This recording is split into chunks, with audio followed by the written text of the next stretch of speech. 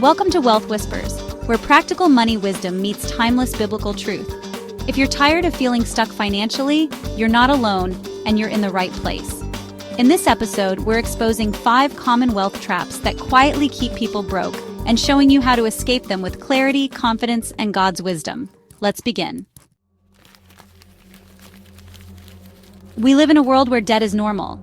Heck, it's practically a rite of passage. You graduate high school, they try to hand you a credit card application. You want a car, loan, a house, another loan. It's everywhere. It's so ingrained in our culture that we don't even question it. But let me tell you something, folks. Normal isn't wise, and it definitely isn't free. The Bible tells us, the borrower is slave to the lender. Proverbs 22:7. Think about that for a second. Every dollar you owe, every payment you make is a piece of your freedom gone. It's a piece of your future you're handing over with interest. Debt doesn't just cost money, it costs you peace of mind.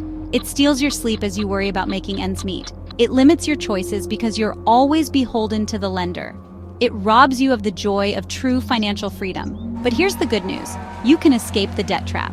You can break free from this cycle of owing and start living a life of abundance. It starts with a change in mindset. Debt is not a tool. It's a trap. It's not your friend. It's your enemy.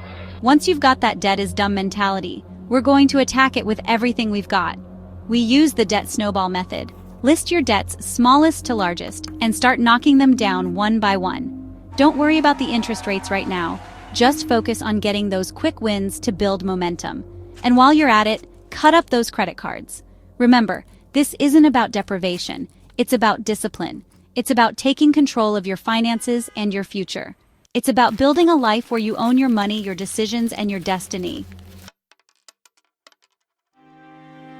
You worked hard, got that promotion, and finally got a raise. It feels good to have more money coming in, right? And it's tempting to reward yourself with a little upgrade here and there. A nicer car, a bigger apartment, maybe some designer clothes. After all, you deserve it, don't you? Here's the trap. You can finance the lifestyle, but you can't finance the feeling of never having enough. That's lifestyle inflation, and it's a sneaky thief that robs you of true wealth. You might look successful on the outside, but on the inside, you're still stressed, still living paycheck to paycheck, and still one unexpected expense away from disaster. Ecclesiastes 5:10 says, "Whoever loves money never has enough."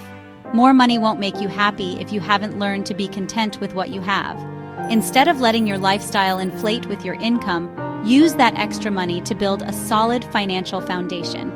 Pay off that debt, build up your emergency fund, invest in your future. That's how you create true security and peace of mind. Listen, I'm not saying you can't enjoy the fruits of your labor, but true wealth isn't about keeping up with the Joneses. It's about having the freedom to live life on your own terms without the constant pressure of keeping up. It's about building a life of margin, not just stuff. Chapter 3. We've all been there. You have a rough day at work, so you treat yourself to a shopping spree. You're feeling lonely, so you fill up your online shopping cart. You're stressed out, so you swipe your credit card to numb the pain. It's called emotional spending, and it's a dangerous game. Here's the thing. You're not spending money on things. You're spending money to try to fill a void. You're trying to buy happiness, security, or comfort. But here's the truth. Retail therapy can't fix what's really broken. The Bible tells us, the Lord is close to the brokenhearted. Psalm 34:18. When you're feeling down, don't reach for your wallet. Reach for God.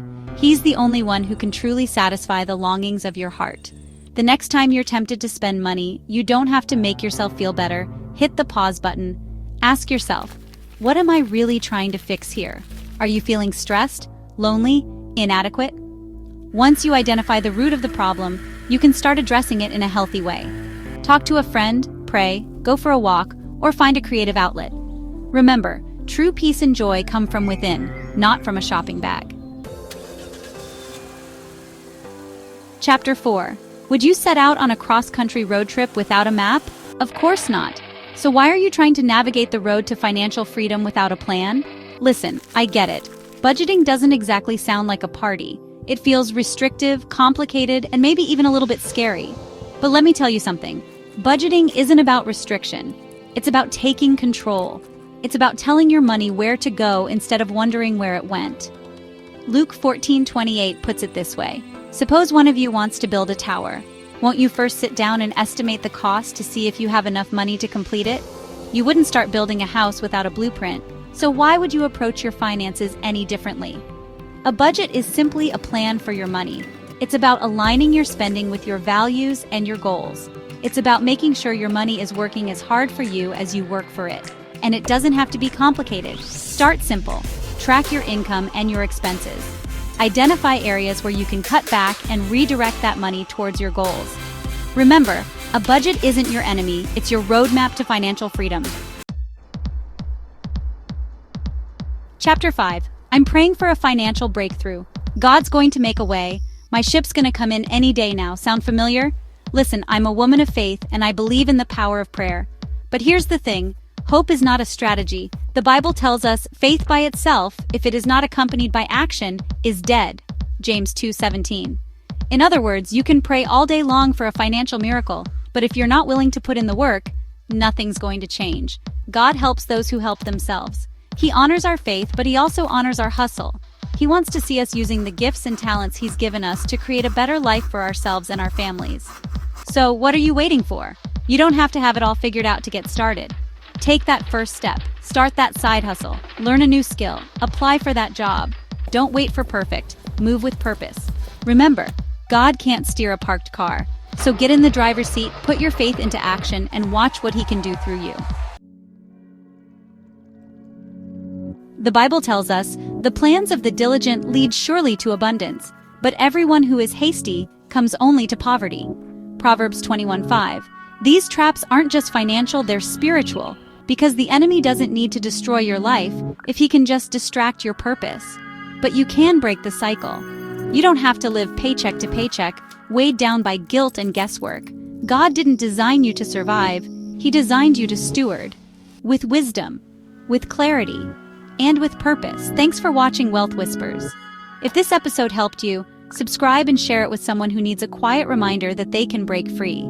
Until next time, steward well, live wisely, and whisper wealth into your future.